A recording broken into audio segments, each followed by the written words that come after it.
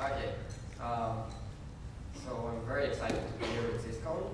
Thank you very much for having me here.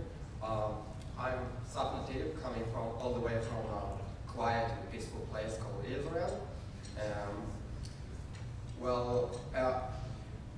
This is some of the stuff that I do in my spare time. I won't be talking about this today. If anyone into Nokia phone hacking and stuff like that, please talk to me after that. But it's nothing I have to do with this talk. I'm currently working at Centrigo, a small startup company who just got bought by McAfee, who just got bought by Intel. So I'm not quite sure where I'm working at right now, but one of the above or all of them, I don't know. I'll be talking about memory analysis, which is kind of staring at stuff like this, which is a memory dump, and trying to make sense out of it. Put it in context might help in this case. This is a memory dump of this game that you might know or not. Put it side by side would help us to make some sense of this memory dump. Let me just help you. Just by realizing that the board is the size of 9 by 9, I can find out that the borders are marked in this memory dump by bytes of 10. So I just found out where the entire board is saved in memory and how is it presented there.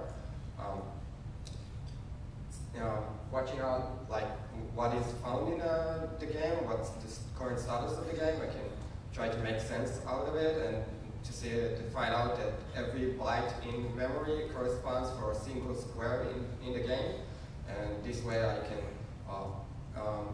find out which bits in every byte represents a mine, and this way I can find all the mines and avoid all the mines, which is something that is very appreciated where I come from. Thanks. Okay, so I'll be talking about stuff like this, making sense out of memory dumps and what else can we find there, and different techniques to make sense out of it. In practice, these methods are already being used for many things like cheating in games. There is a nice tool that I like that it's called a cheat engine. We will get to it later, but it's for all techniques for cheating in games. It's being used for analyzing crash dumps, like if you got a program crash dump and you want to make sense of like trying to figure out what happened, so you need to go through lots of dumps and then trying to see what happened there. Every reverse engineering is already doing some memory analysis in some point or another, but we hardly ever stop to think whether we do it right or what else we can gain from memory analysis, and whether we do it whether we can do it better. And besides it, as I'm going to show you later, this technique can be used for recovering internal implementation, like really hardcore reverse engineering without any understanding of assembly code or any disassembly. Apparently, you're not always allowed to do reverse engineering on everything, like databases, as we want to do in Centrigo, but studying the memory dumps, like staring at the memory, is more in the gray area. So I'm not law expert, but the lawyers at our company told me, don't do reverse engineering, just do that. That's okay. I said, okay, I'll do that. And yeah, for any other someone got his pills here. And security and monitoring, as we're doing for our product at Centrigo, we'll see later.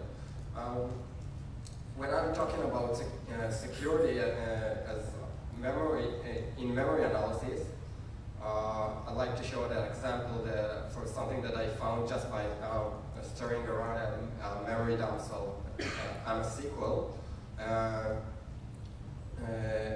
Apparently, when I was studying the user info structure from memory, I was studying a memory dump in that, and apparently you can find the username in the memory. It's marked in red here. It's like just the pointer followed by the length in bytes of the name. SA, it's like the common username database. It stands for system administrator. You get a default database name in blue, and you get its password in plain text in memory. When I first saw it, I was going, why would I hold the memory in plain text? And why would they hold the password in plain text in memory? It makes no sense. So we asked Microsoft, and they said, yeah, that's not a security flaw at all, because you always should trust your administrator, and you need administrator privileges to access the memory. And so we don't find it to be security at all, but we tend to disagree on that, because even the administrator should not have access to plain text passwords. That's why hashes are used for, because people tend to use the password for more than one place.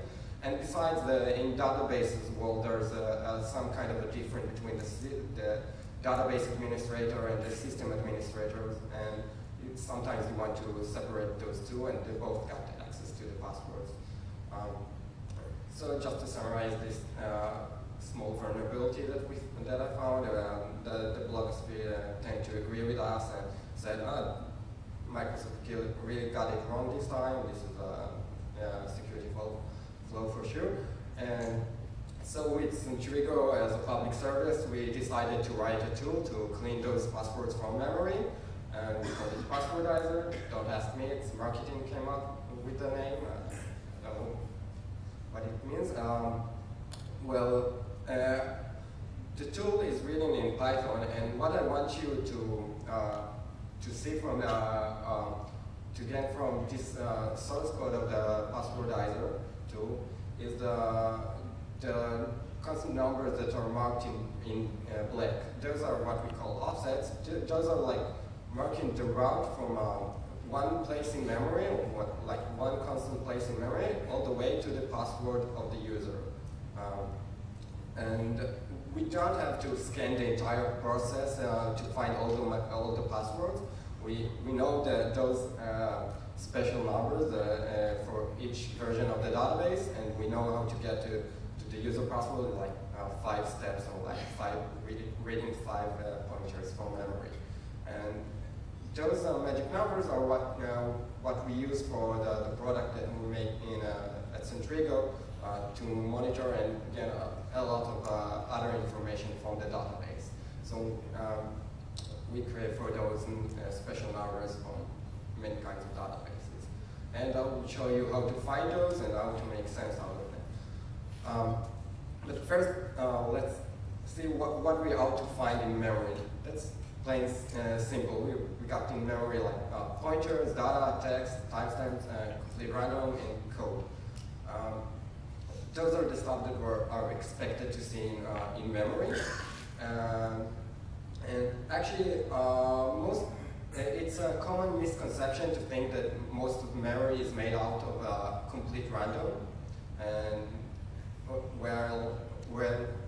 in reality, it's hardly ever the case. Once that I see a buffer that is totally made out of totally random data, it usually means that it's either compressed data or encrypted data or some kind of a hash, which means that it's important data that I might be looking for. So complete random is something that is hardly ever found like that in memory. Let's see how this stuff looks like in memory. Well, first it depends how we look at the memory. If we look at memory dump in this form, it would take me some time to make some sense of it and to try to figure out what's going on. But just by looking at the DWords line, it's all of a sudden makes some sense. Like I can see which numbers are are pointers, and that there is it looks like there is some kind of a pattern that repeats itself. And once that I figure out that every D words are that a pattern returns every 5 D words, I can show it in 5 columns, and all of a sudden make lots of sense out of it. And once that I see this kind of a dump, memory dump, immediately think that, oh, I found a hash table. It's a hash table because I got 2 pointers at the beginning, and the number of items that are holding each hash packet. It's like open hash table. Okay.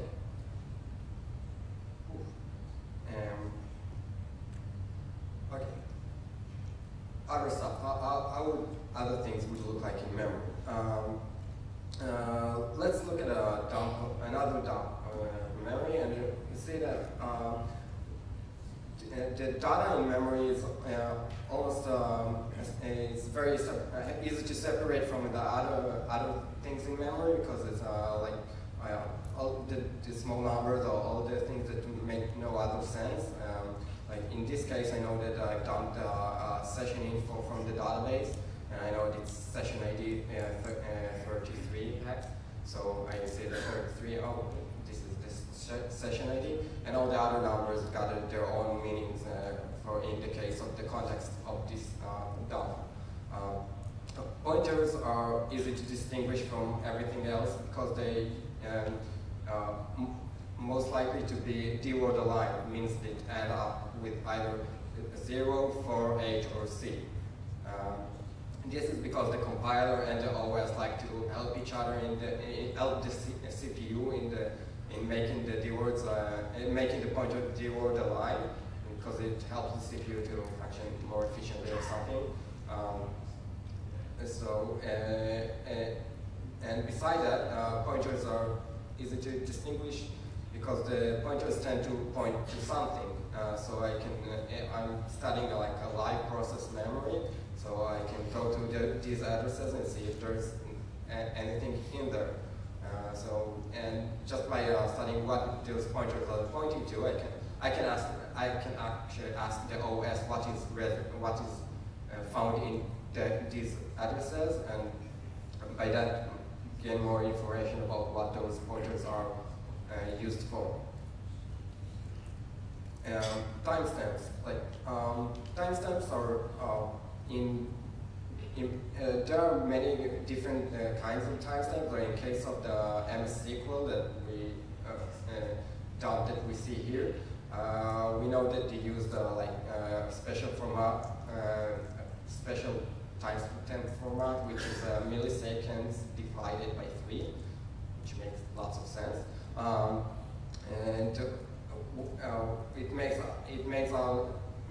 Made out of 2 D words. One stands for the milliseconds and one stands for the days. Well, that's something that comes up with time. Like if you watch it long enough, suddenly those numbers will pop up everywhere, and you see. I just see those. Like it's common to hear it at my workplace. Like someone said, "Oh, it's 98 already. How time flies." And the next, the random that is found, 10 bytes of randoms, which just cries out loud that this is some kind of unique ID or hash. 10 bytes of randoms is usually MD5 or digest or something like that. Code, how code would look like in memory? Well, this is code for sure. You can see it right away, right? You all see that this is code, right? I'll help you out. If you find the 90, 90, 90, 90, it usually means the end of a function that it's aligning or saying some space for the Microsoft detour library or something like that. So 90 is actually the encoding of the no opcode, which is a common common opcode to find memory in code section. Okay, and the C3 is like the return return opcode, which is usually found in the end of every function. So, but code is nothing like random, and it does nothing like data, and so it's something in between. So once you get familiar with x86 or any other CPU that you're studying, you just see it when you see a memory dump of the code, you just see that this is the code. Virtual tables. This is another common mistake, to think that virtual tables are generated at the runtime, where in reality it's hardly ever the case. The compilers know about all the possible virtual tables at compile time, so it makes all the possible virtual tables at compile time. And it's found in the code section usually, so it would be surrounded by knobs, so in between functions. So it's easy to find it this way. And just by studying the addresses that a virtual table is made of, I can say many things about which is the base class and what class of this class is deriving from, and other things about OOP and stuff. Okay, so this is the stuff that are how to find in memory. And all this stuff that are the basic blocks that we have to be familiar with to study memory and to try to analyze it and to get a better understanding of higher level structures. Like I want to get to find out C-like structures in memory to make sense, like what is the program trying to do, like what is the application trying to do. And other things that might help me on that is trying to limit, to find the size of objects in memory. Like if I got a class instance, I want to know what's the size of the instance, and to know which stuff in memory is corresponding to, it belongs to the class and which not. It's possible to know about the sizes of structures by studying the heap structure, which is possible by studying the Linux source code or reading about it in the SyScan'11 or so. And other programs, I'm sorry for talking about databases, this is what I'm studying at the moment, like to put like special variables to debugging stuff, to debug to use for analyzing their own crash dumps and stuff. And so like DB2 like to put the constant DB2 cafe or whatever at the end of every heap allocation, so they would be able to find to analyze the heap if the database crashes or so. Same thing about Oracle and other. Okay, so now that we are familiar with what is to be found in memory, we need the tools to study that, to walk around in memory and analyze it.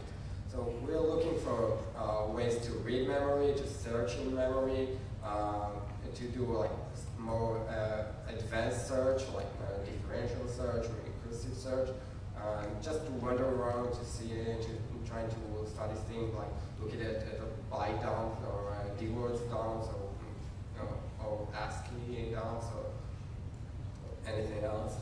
So we need to visualize those things. Oh, okay. By the way, I totally forgot to say that. I'm talking about native code like C++ code, not Java stuff, although most of those techniques could be used for other platforms like bytecodes and so, but it makes less sense to use it for that because you got very good decompilers for Java and so on. But if you're doing it for like researching the crash temper, so it might be useful in that environment also. Okay, cool. So this is the functions I'm looking for. The tools for these tasks would be like any debugger can do the job. I like using Python because I love the Python environment. I will show you later. But the Python environment is just very good researching the environment, very research tool, and it's very strong in many senses that I will show it next. And simple tools like Cheat Engine helps a lot in like making simple searches in the entire memory because they do it very efficiently and do it in many different ways. So I will just show you the cheat engine very quick and what I mean by a differential search. It's like old technique that was used to cheat in games, like open up a game like pinball and play for a while, accumulate some points in the game, and then I fire up the cheat engine. I look for the exact number of points I got. Go back to the game, get some more points, go on and search again from all the results and to filter out all the results that I found. At the first time, I found like many places that in memory that at the exact value, and now I got just one. And I repeat the process until I got just one. This time it took me just two times, two searches, and then I go to the cheat engine and set my new score and get very high. I found that the cheating in games is more fun than actually playing those. Yeah. Raise your hand if you agree with me. Cool. Okay, the Python environment. Actually, this is the best tip I can give you. Use Python. It's the best research environment. I love the interpreter. The Python environment got the best interpreter in the meaning that it gives out like access to all the information that I got about the current research I'm doing, and like I can access everything in just one short command. And the current status of the interpreter is holding up all the knowledge that I got about the process that I'm researching at the moment. Just a small screenshot of my Python environment. I tend to use the DrewPy, which is a nice wrapper around the Python interpreter. So you can see like I've got very easy access to memory and to look at it in various ways.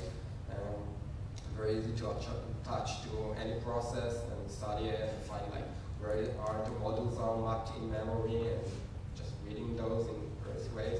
If there's something that I don't care about anymore, I can squeeze it into one line and look at it later. I can open it in a editor and save it aside and add remarks to it and study it later. I can perform a recursive search which is finding like a route from one point in memory to some target that I'm looking for. Like I know where is a session of the database is saved in memory. I've got like a pointer to the session, and I want to find all the ways to get from another place in memory to this session. So look all the jump that can go through memory to get there. Like this is all the possible offsets together in the range of like 200 bytes for each step. Hope you got it. Another interesting way to look at memory was presented at the last DEF CON. There was a group there called Cartography or something. Something. They showed up like a tool they wrote for creating a map hacks, like if you're playing a strategy game and you got the minimap, you got what is called a fog of war, where places in the map that you cannot see during the game. So they made like a way to find those places in memory, to override those, and to reveal the entire map. So in one side of it, you see like a screenshot from the minimap in the game, and the other you see it in memory as displayed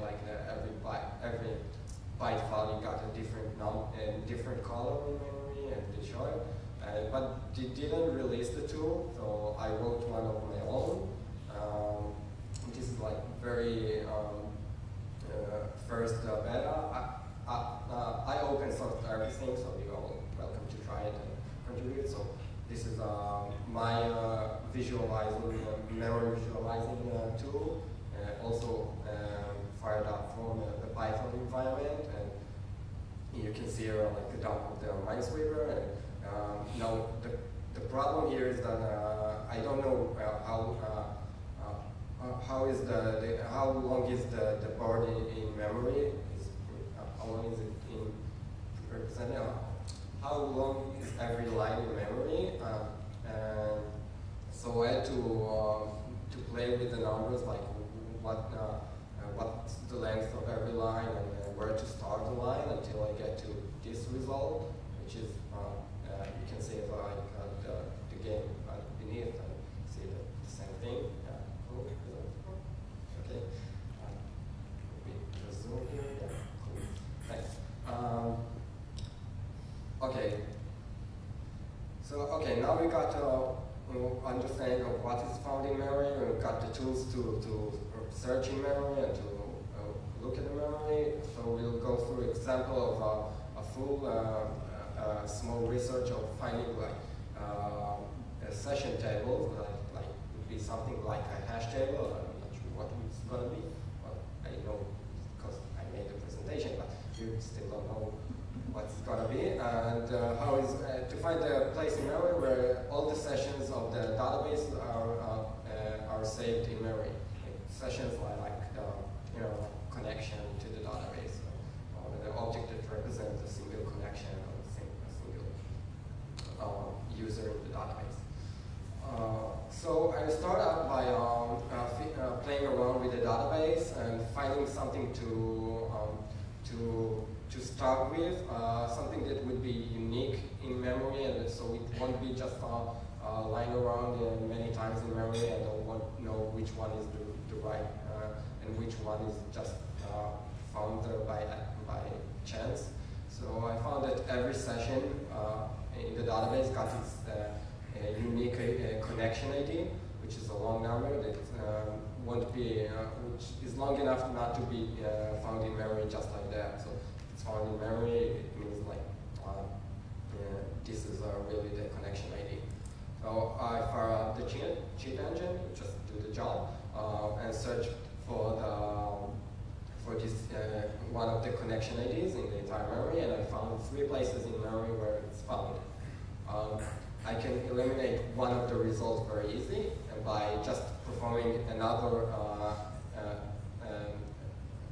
SQL query in the database, just select many A's characters from memory, and going back to the result and see that one of them has just changed into many A many times, which means that this result was what is called the output buffer of the database, where the database puts the last query result, the result for the last query in memory,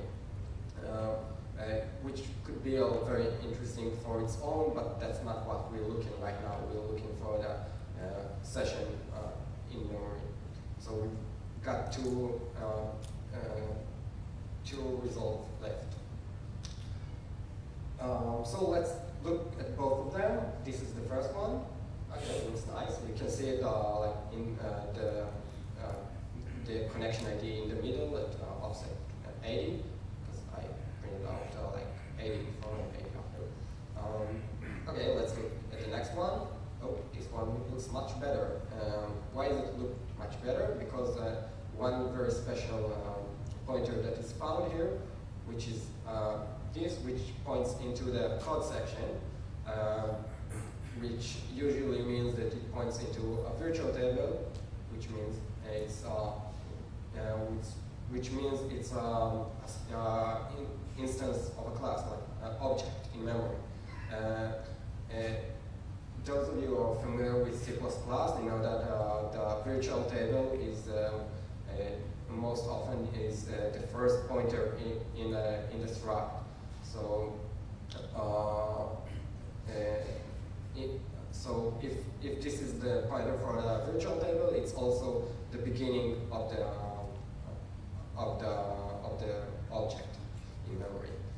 We'll look at what is found in this in memory that this pointer is pointing to.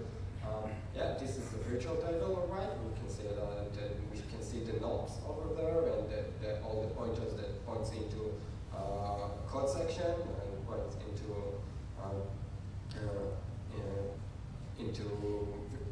functions in the code section.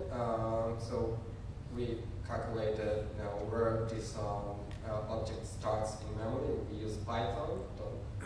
I know you can calculate X in your head, but don't do it.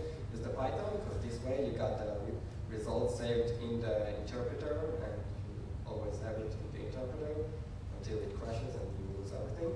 But beside that, you got it in the interpreter. And then I'm going back to the cheat engine to look for this pointer. Now I'm trying to find something that would point to. I think I found the session object, and I'm now trying to find something that points to that session object to find out find the table that holds all the sessions of the database. Okay, I found 6 results. It's not too many. I can go through all of them. I did that. They all looks very lousy.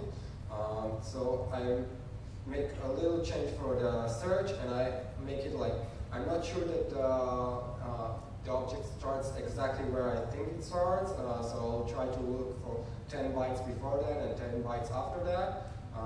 Because if it's all by if the object is found in a hash table, it would be embedded into a linked list. So we'd have another 2 pointers before that. So or something like that. Anyhow, by changing the search, I got 2 new results. The 2 top ones. I don't know if you can see it from there. I got 2 new results that are found in memory, one after the other. And if we look at it in memory, you can see that this looks like a hash table. Hey, we found it. So you can see that those 2 pointers are pointing to the same place because this linked list got only one object, and like a bucket in the hash table. I was lucky that this bucket got only one object, and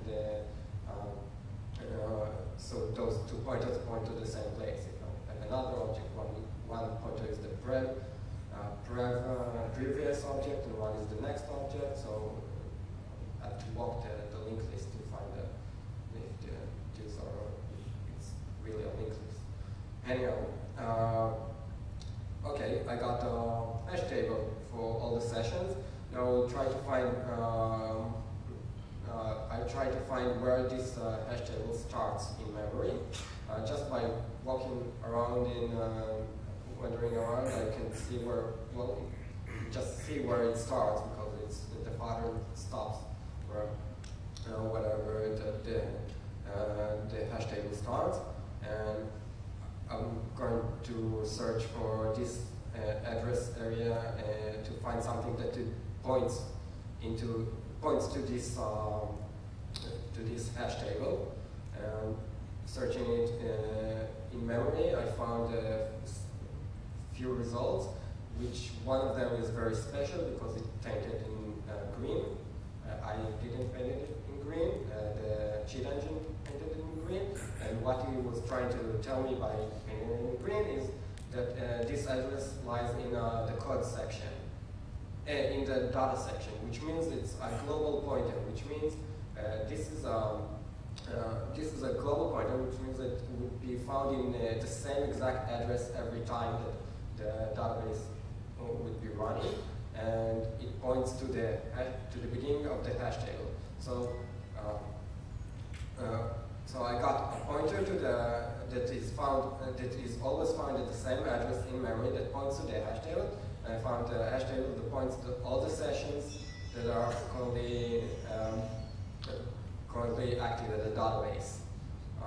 And we already analyzed what is found in the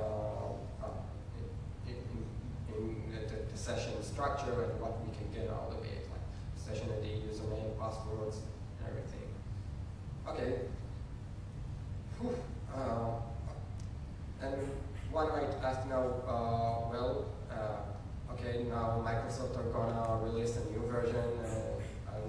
week, and all the work you just done gonna be lost, isn't it? Well, yes and no. First, if they're gonna release a new version, they're most likely not to change the session structure. They're not gonna add anything new to that structure. Even if they're gonna add new data for every session, they're gonna add it at the end of the session structure. So all the offsets, like the offset to the password, the offset to the username, offset to the database name, are all gonna stay the same because they added something at the end of the structure. But the global pointer is gonna change for sure, because just a small change in code and recompiling would make it move to another place. So we'll have to find the global pointer all over again. Okay. So what I did for that, I don't want to do it for all the versions of MS SQL, not to do it for all the versions of Oracle or DB2 or Sybase or whatever, because that's going to be a lot of work. So I invented a way to define patterns of structures in memory, like C-like structures, but with a lot of missing information and lots of unknowns, and to search to automate this search for all the different versions. Okay, so and beside it, I just analyzed the x86 version of MS SQL. I want to do it for the 64 bits, the Italian version of the MS SQL, and do it for all of them. And I'm pretty sure that they used about the same code for all those versions. And so the structures are gonna be the same, but all the pointers are gonna change from 4 bytes to 8 bytes, and things are gonna move from one place to another, but the structure is gonna be, stay the same. So I developed a code I call Candy, because it's sweet, which defines pattern. Every pattern is made out of shapes. Every shape is made out of, it got a name, just something to make it easy to access the shape in the pattern. It got a range where it says where the shape resides in memory and what data type, like what is it, what its shape is, like is it a pointer, a string, a number, another struct or so. And an extra check function, which would be like a Python Boolean function to make like more complex patterns or more complex things, like we might want to execute some query on the database to find out what's the session ID or something, and to use it in the pattern. Okay, I won't dive into details about how it is implemented, because we're a bit short of time. Just show a few examples. Okay, I said data types are made of either numbers, buffers, strings, timestamps, whatever. Okay, so a simple shape would look something like that, like got the name and where it resides in memory, like somewhere between the offset of 10 to 20 bytes from the beginning of the structure, and it points to, or it should find the string, the constant string of SyScan or something. Okay, let's look at an example of how I might write a pattern for this memory structure. This is the session table for Sybase. You can see that there is a constant string found somewhere in the middle. It says PSS. I can't remember what it means. And it starts with 2 pointers at the beginning. So the pattern would look like something like that. It's PSS not stable, it's the name of the structure. It starts with a next pointer, the pref pointer, following the next pointer, 0 bytes after the next pointer, I find the pref pointer, and about 40 to 100 bytes after the pref pointer, I find the name, which is the constant string of PSS. Okay, running this pattern from Python on the Windows 32-bit version and get one result where this structure is found and all the offsets that you found, like the PSS is found at offset 6C. Cool. And running the exact same pattern on another completely different platform, like the Solaris Spark 64 bits, which would be like the most different machine I could find for it, and the different version of Sybase, different machine. This one is 64 bit, the other one is 32 bits, and the exact same pattern found me one result. You can see that PSS is now found at the offset D0, but it lost. Okay, cool. We have time for another more complicated pattern. Yeah, why not?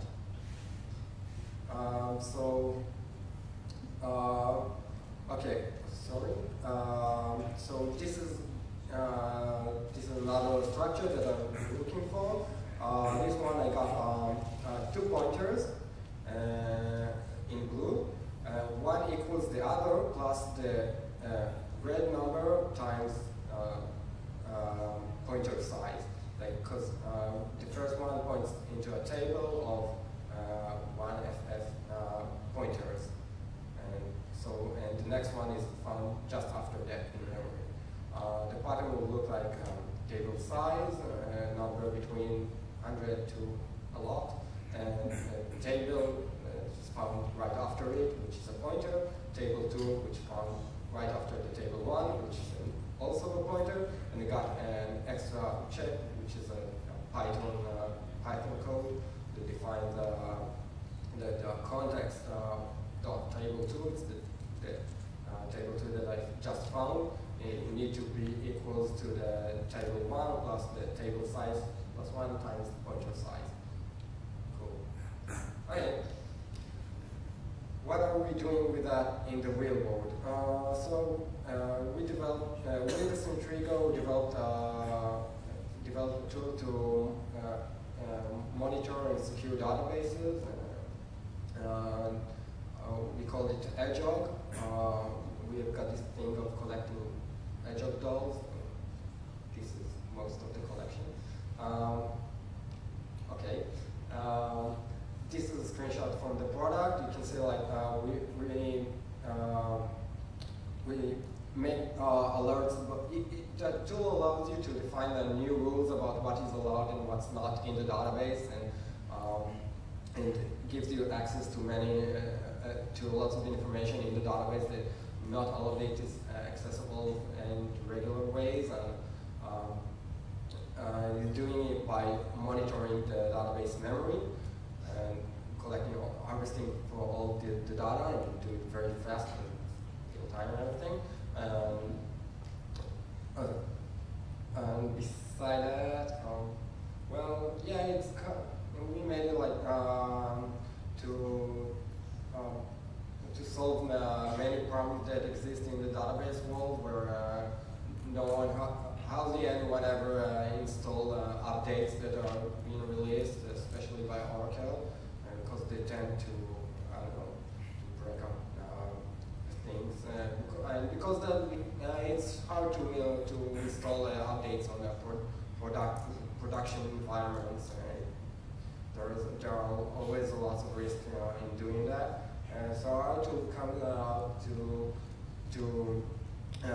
help you protect your database against many of the vulnerabilities that are found, that are already found, that only got patched, but you didn't find time to install the update just yet, or couldn't install the fixes just yet. And besides it, it allows you to set new rules about policies in the database, like who's allowed to access what, when, and why. And you can see like we gather a lot of information about what is going in the database. This is a sample of one SQL query that is executed, and we can see like which tables it's accessed. We analyze the execution plan that is structured, that is that is generated by the database after it takes like the SQL and make what they call the execution plan in memory, and we analyze it and get all the information about which tables are accessed in this specific query. By that we can find out which tables are accessed that are not mentioned in the SQL itself. Like it's possible that the SQL is accessing a table in not in direct way, like through a view table or through another table, or so on. Okay. What's next? I open source everything. You can find that the PyMint is tools for reading and reading memory and visualizing memory and playing with that in various ways. And there's the PyCannon, which is a tool to define the patterns for automating research. The PyCannon doesn't need the PyMint.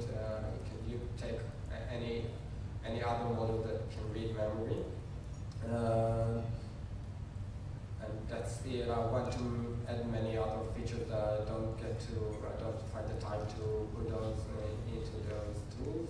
I think that this security and monitoring auditing technique that we use at Centrio can be used to protect many other things like web servers and so on. Yeah, I think it could be used to make like signatures for viruses. And I thought this through, right? But I played with that in my mind for a little while. I think it makes some sense to try to put it into use for antiviruses. So currently working on my spare time on Flash debugger, which means that I'm trying to study the internal structures of the Flash virtual machine to gather all the information about what it's doing and where all the variables are stored in memory and how to access those. And apparently the virtual machine saves all the names of the variables in memory, so it would allow me to play with many things and cheat in many games and so on. And I would like to drink some coffee later on. Alright, that's it. I think. Questions? Anyone? Question? Grace, Thomas? I don't think so, right? No questions? Okay, Asaf, thank you very much. Thank you. Okay. Good. Okay, yeah, I think I've scheduled, that's good. We should break for lunch now, and then we'll have 1.5 hours lunch. We'll come back here. We'll come back here at 1:30 instead of 2. All right, we'll start the next session at 1:30. All right, so I'll see all of you. Go and have your lunch, same place, and then come back here at 1:30.